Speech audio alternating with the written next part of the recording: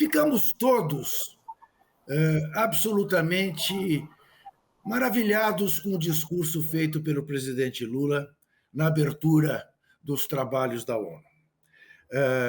E vimos, ao mesmo tempo, não apenas as críticas que o presidente fez à própria ONU, como vimos muita gente querendo minimizar o efeito do belíssimo discurso dele, dizendo que, olha, não tem mais a menor importância, isso aí é complexo de vira-latas, o que o presidente do Brasil fala ou deixa de falar não tem essa importância toda, e enfim, nós saímos daquela vergonha que a gente passava com o ex-presidente, que a gente ficava contando no relógio para acabar o discurso, para um discurso que a gente queria que não acabasse. E eu queria que, então, que o senhor me fizesse um balanço, um equilíbrio dessas duas posições.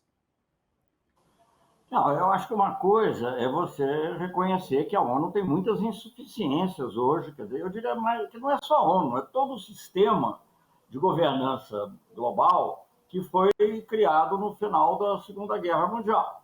Né? É a ONU, é o Banco Mundial, o próprio sistema de comércio, que tinha até melhorado um pouco, digamos, com a criação do OMC, buscando ser mais equilibrado, mas que está hoje paralisado. Então, a FMI, etc., os critérios usados para essas instituições.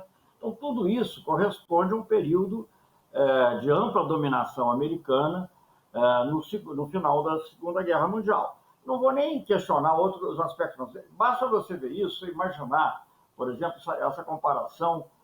Bom, da jeito que eu vou fazer é minha, mas eu, de certa maneira, é uma adaptação de coisa que eu ouvi da Anne-Marie Slaughter, que é uma diretora de um dos think tanks americanos e que foi secretária de planejamento no tempo da Hillary Clinton no Departamento de Estado. Olha que eu tive muita discordância com a Hillary Clinton, mas vou comentar porque eu acho interessante. Eu acho assim, imaginem como é que é possível hoje, 80 anos depois, achar que o mundo pode ser governado pelas mesmas regras, basicamente.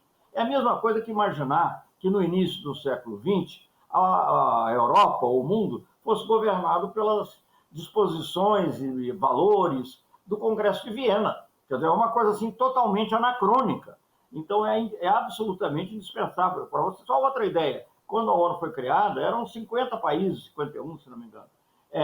Hoje são quase 200. Né? Então é um outro mundo. Não havia país da África, não havia, exceção da Etiópia, acho, quando foi criada. Mas, enfim, não havia praticamente quase nada da Ásia. Nem Japão estava lá, porque tinha perdido a guerra, e as Nações Unidas, inicialmente, foram chamadas Nações Unidas porque eram os países que estavam contra a guerra. Enfim, a América Latina, o Caribe, por exemplo, que hoje o número de países é muito grande, não existia como país independente. Enfim, era um mundo totalmente diferente. Havia a União Soviética, né, que é um país que não existe mais como país, né, como era.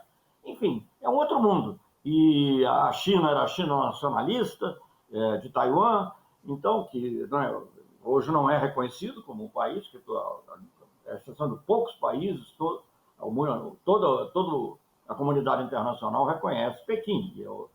Pode ter relações comerciais com Taiwan, etc., mas não é o país. Então, você vê, só para examinar como é diferente.